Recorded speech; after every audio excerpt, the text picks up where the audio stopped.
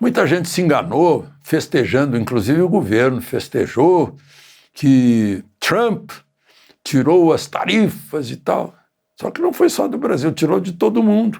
E tem gente que é concorrente do Brasil, que foi altamente beneficiado, como o Vietnã, por exemplo, que ficou zero tarifa para o café. Né? Tirou 10% aqui, mas o nosso café ainda tem os 40% da tarifa punitiva. Por que é punição?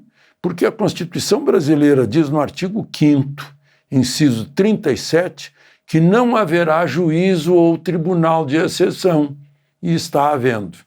E aí o Trump sabe que está havendo e vai manter a punição enquanto houver. Então, tirou de carne, de aço, de banana, de açaí, né? Vamos ver se tem mais algum outro produto assim que interessa. Foram 200 produtos, sucos, só que tirou de todo mundo, inclusive dos nossos concorrentes. Então, o próprio ministro do Comércio Exterior, que é o vice-presidente da República, Geraldo Alckmin, disse que piorou a situação. E o governo festejou. E, bom, mas, enfim, agora a gente continua com 40% dessa punição, né? Barroso, só para lembrar, né, dessas punições, Barroso foi punido, como todos os ministros, quase todos os ministros do Supremo, com perda de visto, né, mais o AGU, o Messias, o Procurador-Geral da República. No Supremo só não perderam o visto o Fux, André e Cássio. Os outros perderam.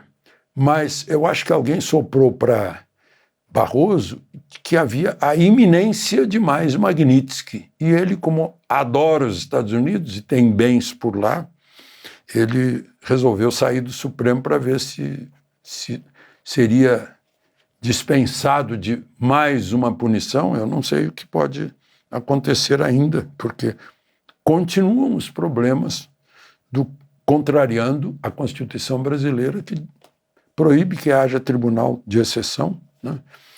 Por exemplo, esses que estão sendo julgados lá no Supremo deveriam estar na primeira instância, eles não têm foro privilegiado, nenhum deles, né?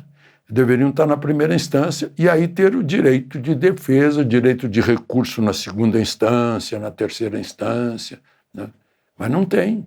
Então, a Constituição também diz, no mesmo artigo 5º, né, exige o amplo direito de defesa. E isso não existe. Bom, um outro assunto que eu queria levar para vocês, vejam só. 2 irmãos foram presos, estão em prisão domiciliar, por ameaçar Moraes e sua família. E agora a Procuradoria-Geral da República os denuncia no Supremo. Mas esses 2 irmãos são deputados, são senadores, são ministros? Não! São pessoas comuns que deviam estar na primeira instância. Esse é o problema. E como é que é? A própria vítima é que vai julgar. Isso é tribunal de exceção, né? Não faz sentido. Então lá, por abolição violenta do Estado de Direito. Grave ameaça. Não faz sentido nenhum, né? Eu tenho dito que o Kafka do processo está sendo humilhado aqui no Brasil, porque a ficção dele está sendo simplesmente história de carochinha, de Poliana, né, perto do que acontece aqui no Brasil. Bom, e para encerrar o assunto, a UNB, a Universidade Federal de Brasília, eu sei de histórias, anteontem, por exemplo, soube de mais uma, hoje mais outra, né? O sujeito vai lá para começar a lecionar, ele passa por um interrogatório para saber se ele é de direita ou esquerda, em quem ele votou. Se ele votou errado para a UNB, se ele não é de esquerda, ele não entra na UNB. E o nome dele fica marcado para não entrar em nenhuma universidade federal. né? E aí a UNB agora, o setor lá que toma decisões, decidiu dar doutor honoris causa, ou doutora, a Dilma Rousseff, né? Cuja administração na presidência da República provocou um encolhimento do produto interno bruto em 7%. Foi um dos piores períodos da economia brasileira.